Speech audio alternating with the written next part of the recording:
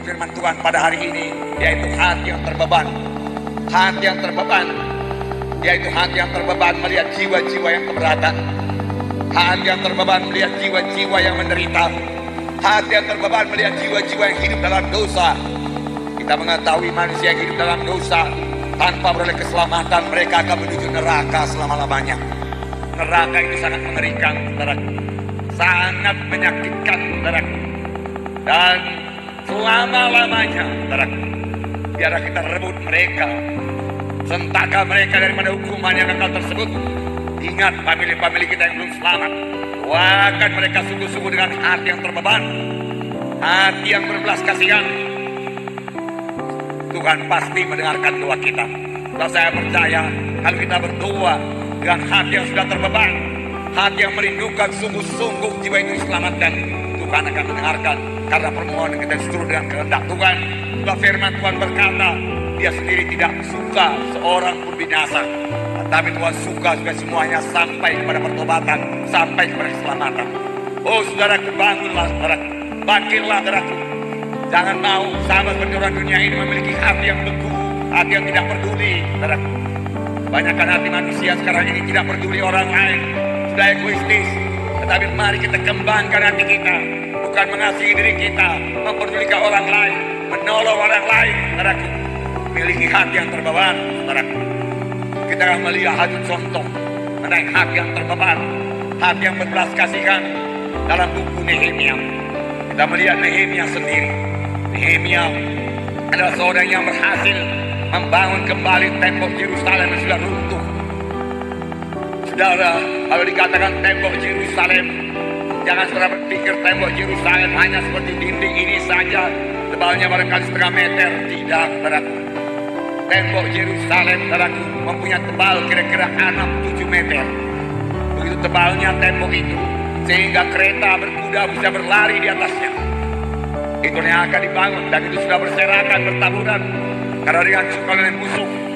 Tetapi ada seorang yang terbeban, bukanlah seorang penguasa, bukanlah seorang yang sangat kuat, bukanlah seorang yang sangat berbakat, bukanlah seorang yang sangat pintar, hanya orang biasa saja. Nehemia seorang juru minuman raja, tetapi dia berhasil membangun tembok Yerusalem. Apakah rahasianya keberhasilannya ini? Berhasil membangun tembok Yerusalem.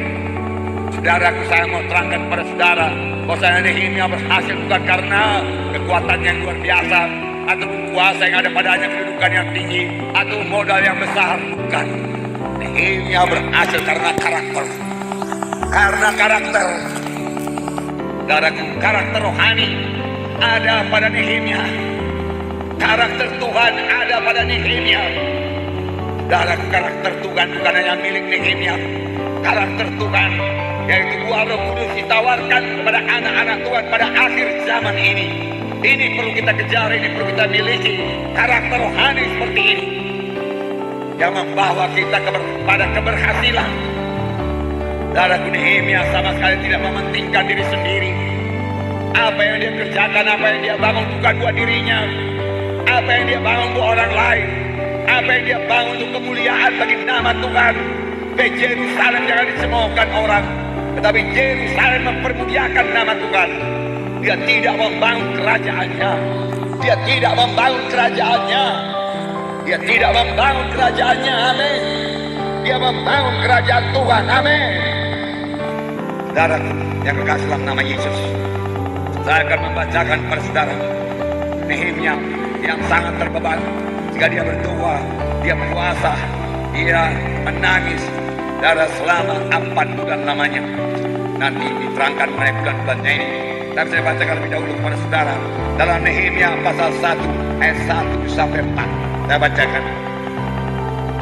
Nehemia itu sebelum Mazmur, ya.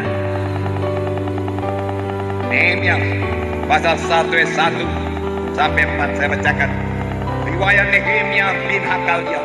Pada bulan Kislev tahun ke-20 ketika aku ada di Susan, datang Hanani seorang dari saudara-saudaraku dengan beberapa orang dari Yehuda. Aku menanyakan mereka tentang orang-orang Yahudi yang terluput, yang terhindar dari penawanan, dan tentang Yerusalem. Kata mereka kepada aku, orang-orang yang masih tinggal di daerah sana yang terhindar dari penawanan, ada dalam kesukaran besar dan dalam keadaan tercela. Tembok Yerusalem telah terbongkar dan pintu-pintu gerbangnya telah terbakar. Ketika ku dengar berita ini, sungguhlah aku menangis dan berkabut selama beberapa hari. Aku berpuasa dan berdoa kehadiran Allah semesta langit. Kataku, ya Tuhan, Allah semesta langit, Allah yang maha besar dan dahsyat, yang berpegang pada perjanjian kasih setianya terhadap orang yang kasih kepadanya dan tetap mengikuti perintah-perintahnya, dan seterusnya. Saudaraku, berilah telinga, dia berkata, Tuhan sudah memberikan telinga, saudaraku. Tuhan mendengarkan doa, saudaraku. Saudara, doa yang terbeban pasti didengarkan oleh Tuhan, saudaraku. Dalam Nehemia pasal 2 ayat 1 dikatakan, pasal 2 ayat 1, pada bulan Nisan tahun ke-20 pemerintah Raja Artasasta, ketika menjadi tugasku untuk menyediakan anggur, aku mengangkat anggur dan menyampaikannya kepada raja, karena aku kelihatan sedih yang memang belum pernah terjadi di hadapan raja. Bertanyalah kepadaku, dan seterusnya. Dan dikatakan tadi dia mendapat berita pada bulan Kislew, itu bulan Desember, saudaraku. Kemudian dia menghadap raja pada bulan April, dan dia menghadap raja dengan muka yang muram. Berarti selama Desember sampai April mukanya muram, dia menangis, dia mencucurkan air mata, dia terbeban pada tembok Yerusalem dan orang-orang yang tinggal di sana dalam keadaan tercela. Satu kota yang temboknya sudah runtuh, bentengnya sudah runtuh, adalah menjadi bulan-bulanan musuh saja. Tidak ada benteng sama sekali. Segala musuh boleh datang, merampok, merampas dan berbuat kejahatan yang lain.